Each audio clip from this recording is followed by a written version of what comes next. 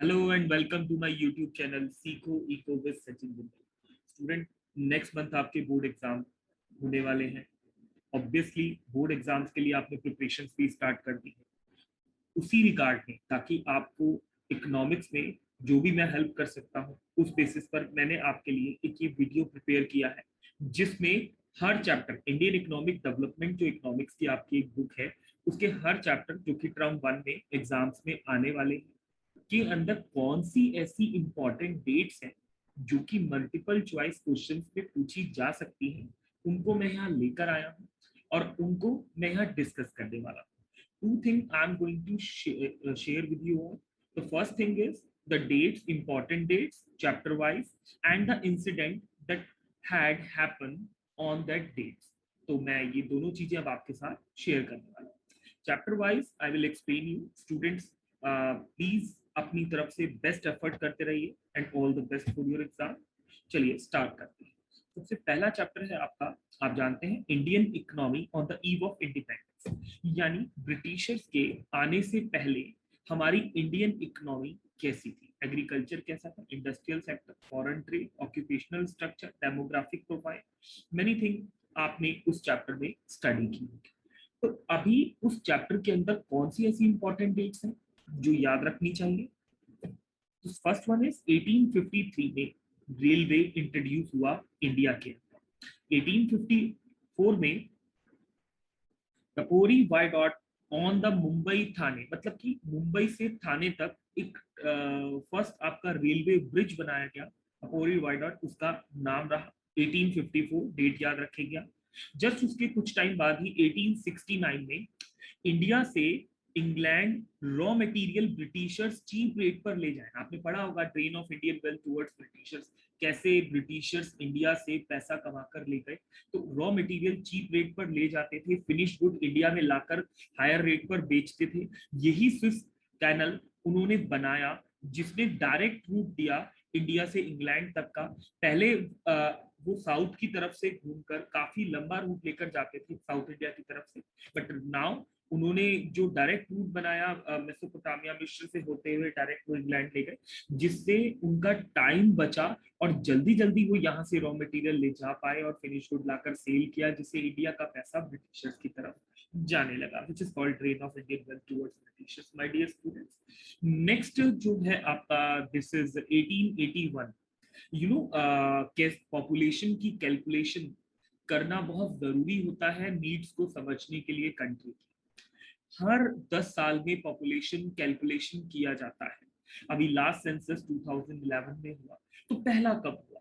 तो first census India में हुआ था 1881 में। कब हुआ था बच्चों? 1881 में पहला सेंसस हुआ। उसके बाद 1891, 1901, 1911, 1921 and after every 10 years census होता चला गया। 1907 में पहली Indian industry Tata iron and steel company limited, TISCO के नाम से बनी। 1921, जैसे मैंने कहा, पॉपुलेशन हर 10 साल में आप कैलकुलेट करते थे। इंडिया में कैलकुलेट की जाती थी। Doctor VKRV Rao, Dadabhai Naoroji, Findlay Shriraj, William डिग्बे, ऐसे कुछ प्रोफेसर थे जिन्होंने मिलकर काम किया। डॉक्टर VKRV राव का रोल सबसे सिग्निफिकेंट है, MCQ में पूछा जा सकता है। 1921 को ईयर ऑफ ग्रेट डिवाइड कहा जाता है बच्चों। क्यों कहा जाता है, ये क्वेश्चन होता है। तो 1921 is known as year of great divide. The only reason behind is that कि 1921 से पहले इंडिया का पॉपुलेशन स्टेबल था। क्या था इंडिया का पॉपुलेशन बच्चों? स्टेबल था। लेकिन आफ्टर 1921 आप इससे कुछ इस तरीके से देख सकते हैं। This is the graph that you can see that कि इंडिया का population before 1921 it was stable because high birth rate, high death rate was there, but after 1921 it's just start increasing, क्योंकि बर्थ रेट तो बढ़ता ही चला गया, death rate कम होने लगा, और इस वजह से पॉपुलेशन हिस्ट्री में 2 पार्ट्स में ब्रेक हो गई, और वो ब्रेक करने वाला ईयर 1921 है। ओके, आगे चलते हैं नेक्स्ट टॉपिक की तरफ। तो नेक्स्ट है हमारा 1932। टाटा एयरलाइंस जो है वो स्टैब्लिश हुई थी। GRD टाटा ने फर्स्ट जो पायनियर है टाटा एयरलाइंस थी। उन्होंने टाटा एयरलाइंस शुरू किया। डॉक्टर VKR राव, ये मैंने आपको बताया, ये कुछ important information, this is not related to year but yes it is important. Doctor VKR Rao, Dadabhai Naoroji, RC Desai, William Digby collected data related to per capital income and national income before independence, ये आपको याद रखना चाहिए। Infant mortality rate बहुत important data है, ध्यान रखना चाहिए। Infant mortality rate it was 2018 per 1000 but now it is only 33 per 1000। आपकी बुक्स में इट विल बी अराउंड 48 क्योंकि वो थोड़ा पहले का है, 2011 का है। अभी जो राइट नाउ है इट इज 33 per 1000। तो स्टूडेंट्स काफी कम हुआ है इन्फेंट मोर्टेलिटी रेट। इन्फेंट का मतलब होता है children till the age of 1 year will be considered as infant। 1 साल तक के बच्चे को हम इन्फेंट बोलते हैं। तो हिंदी में से बोलेंगे शिशु मृत्यु दर। तो एक नवजात शिशु जो पर 1000 जो डेथ हो जाती थी तो 2018 था, अभी 33 बचा लिया जाता है। तो काफी इंप्रूव हुआ है, अच्छा है। नेक्स्ट इज लाइफ एक्सपेक्टेंसी, यानी average number of year a person expected to live, कितना टाइम एक आदमी एवरेज जीता है। तो it was around 44 in India, now it is 69। You can see that it is 69। okay, last data is literacy rate। now as we are talking about literacy rate, तो मैं आपको बताना चाहूंगा 16% mail out of 100 were literate, 7% female were literate, तो very low literacy rate were there on the eve of independence। now let's move to the next chapter, it is economic planning. ना अब country independent हुआ 1947 में, 1950 में constitution बन गया और उसके बाद प्लानिंग्स होनी स्टार्ट हुई। इकोनॉमिक प्लानिंग होना स्टार्ट हुआ कि कैसे अपनी कंट्री की center problem, what to produce, how to produce, to produce के सॉल्यूशन करने हैं, कंट्री की नीड्स को पूरा करना है। तो there was a need to do the economic planning. And economic planning किया गया। कौन होता है चेयरपर्सन इकोनॉमिक प्लानिंग का बच्चों? तो प्राइम मिनिस्टर जो उस टाइम पर होते थे वो ही चेयरपर्सन होते थे। तो अभी 1950 में प्लानिंग कमीशन बनाया गया इसके लिए, जो इकोनॉमिक प्लानिंग किया करता था। 51 से 56 में पहला 5 ईयर प्लान बना, बच्चों ध्यान रखिएगा। 2015 में नीति आयोग सेटअप हुआ। नीति आयोग जो प्लानिंग कमीशन का ही सक्सेसर है। प्लानिंग कमीशन बाद में हटा दिया गया और नीति आयोग आ गया। Thereafter architect of economic planning, ये बड़ा इंपॉर्टेंट है कि इकोनॉमिक प्लानिंग का आर्किटेक्ट किसको बोला जाता है, किसने इसकी फाउंडेशन रखी, शुरू किया, इसका स्ट्रक्चर तैयार किया। तो डॉक्टर PC महालनोबिस, ध्यान रखिएगा, बहुत इंपॉर्टेंट नेम है। 2017 से 22 के बीच में हमारी भी लास्ट 13 5 ईयर प्लानिंग हुई। अब उसके बाद डायरेक्ट योजनाएं बनती हैं, जैसे आपने देखा होगा make in India, education for all and all. अपना 13 5 ईयर प्लान था 22 के बीच में जो चल रहा है, 13 5 ईयर प्लान, और डिफेंस प्लान भी कहते हैं इसको। 1960 में first phase of green revolution, यानी ग्रीन रिवोल्यूशन फर्स्ट टाइम कब आया इंडिया में? 60s में आया।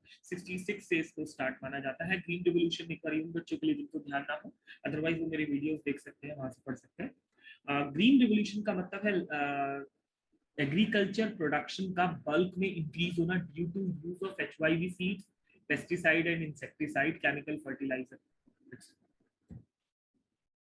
1991 में इंडिया में गोल्डन रिवोल्यूशन आया। मैं बताना चाहूंगा गोल्डन रिवोल्यूशन बेसिकली किसको बोलते हैं? गोल्डन रिवोल्यूशन बोलते हैं हनी और हॉर्टिकल्चर के प्रोडक्शन को, जिसमें आप फ्रूट्स, वेजिटेबल, एरोमेटिक प्लांट्स ये सब ग्रो करते हैं। हनी का प्रोडक्शन हुआ, तो काफी बल्क में वो प्रोडक्शन हुआ, जिससे इंडिया को बहुत अच्छी इनकम होने लगी। NABARD, national bank for agriculture and rural development, was set up in 1982। Next is 1955, बड़ा इंपॉर्टेंट ईयर था जिसमें लार्ज स्केल इंडस्ट्रीज, क्योंकि हर कोई नहीं खोल सकता था, क्योंकि सबके पास बहुत बड़ी क्वांटिटी में कैपिटल नहीं होता था, तो छोटी छोटी स्मॉल स्केल इंडस्ट्रीज खोलने के लिए गवर्नमेंट ने परमिशन दिया। कर्व कमेटी एक बनी जिसको village and small scale industries का प्रोविजन रखा। अब लोगों ने छोटा छोटा काम शुरू किया, जैसे पापड़ बनाना, सिलाई सेंटर, इस तरीके के छोटे छोटे काम स्टार्ट किए।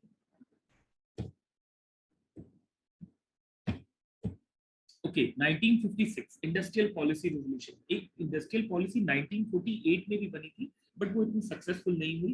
1956 की पॉलिसी बहुत इंपॉर्टेंट है, क्योंकि इसमें 3 शेड्यूल बनाए गए, शेड्यूल ए, शेड्यूल बी, शेड्यूल सी। जिसमें शेड्यूल ए में लगभग 17 इंडस्ट्रीज थी जो कि स्टेट ऑन थी, स्टेट गवर्नमेंट के कंट्रोल में थी। उसके बाद 19 56 में शेड्यूल बी में 12 ऐसे सेक्टर्स रखे गए जो स्टेट ऑन थे, उनमें लेकिन private sector subsidiary role play कर सकता था, कुछ पार्ट्स बना सकता था। एंड शेड्यूल सी में जो रेस्ट सेक्टर रह गए उसमें प्राइवेट सेक्टर काम कर सकता है, but by taking prior permission of the government, यानी कि लाइसेंस लेकर वो काम कर सकता था। चलिए आगे चलते हैं। नेक्स्ट इज आपका chapter 3, new economic policy, LPG policy. Okay, तो इसमें सबसे इंपॉर्टेंट पहला डेटा आता है general agreement of trade and tariff, यानी 1948 में गेट स्टैब्लिश हुआ, जिसमें 23 कंट्रीज मेंबर्स बनी और इनका काम था ट्रेड को कंट्रोल करना बिटवीन द डिफरेंट कंट्रीज। उसके बाद नेक्स्ट है आपका 1969 में monopoly and restrictive trade practice act, इसे एमआरटीपी एक्ट कहते हैं।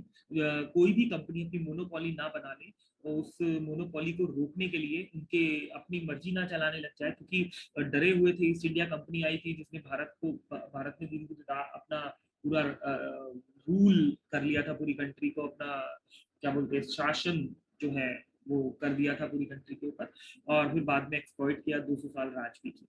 तो कहीं ना कहीं दोबारा से कोई प्राइवेट सेक्टर आकर कंट्री के ऊपर रूल ना करने लगता है, इसलिए गवर्नमेंट ने उनकी मोनोपोली को रोकने के लिए ये एक्ट बनाया था। बाद में 1991 के बाद इसको रिमूव कर दिया गया, क्योंकि लिबरलाइजेशन पॉलिसी आई और लगा कि ये ठीक। 1995 एक ऐसा ईयर था जिसमें WTO को स्टैब्लिश किया गया। आप सभी जानते हैं WTO वर्ल्ड ट्रेड ऑर्गेनाइजेशन, ये सक्सेसर है गेट का। गेट यानी general agreement of trade and tariff, जो आपने अभी ऊपर पढ़ा 1948 में, उसी का ही ये सक्सेसर है। बाद में स्टैब्लिश किया गया। अराउंड 169 जो कंट्रीज हैं आज की डेट में, लगभग इसकी मेंबर्स। 1999 फैमा, फॉरेन एक्सचेंज से रिलेटेड, फॉरेन एक्सचेंज को कैसे मैनेज करना है उससे रिलेटेड एक एक्ट बनाया गया। फैमा बोलते हैं इसको, फॉरेन एक्सचेंज मैनेजमेंट है। 1991 में ऑफ कोर्स हम सभी जानते हैं new economic policy finally introduce हुआ इंडिया में। देन 2016 में आप सभी जानते हैं 8 नवंबर 2016 का वो दिन जिस दिन कंट्री में 500 and 1000 के नोट्स को मार्केट से बाहर कर दिया गया, और which is called actually demonetisation, Hindi में हम इसे विमुद्रीकरण कहते हैं बच्चों। 2017 ऑफ कोर्स एक और नया बड़ा चेंज, बहुत सारे टैक्स होते थे जो समझ में नहीं आते थे, इनडायरेक्ट टैक्सेस इतने सारे लग जाते थे प्रोडक्ट्स के ऊपर कि कस्टमर्स को क्लैरिटी नहीं होती थी। अलग अलग टैक्स, स्टेट वाइज भी डिफरेंट टैक्स, तो वन नेशन वन टैक्स की पॉलिसी को ध्यान में रखते हुए टैक्स रिफॉर्म करते हुए 2017 में जीएसटी को लाया। तो स्टूडेंट्स अभी इस वीडियो में हम इतना ही रखते हैं। नेक्स्ट वीडियो में हम नेक्स्ट चैप्टर्स के इंपॉर्टेंट डेट्स को डिस्कस करेंगे। आई होप आपको समझ में आया हो। तो प्लीज वीडियो को लाइक करें, सब्सक्राइब करें, शेयर करें। Thank you so much.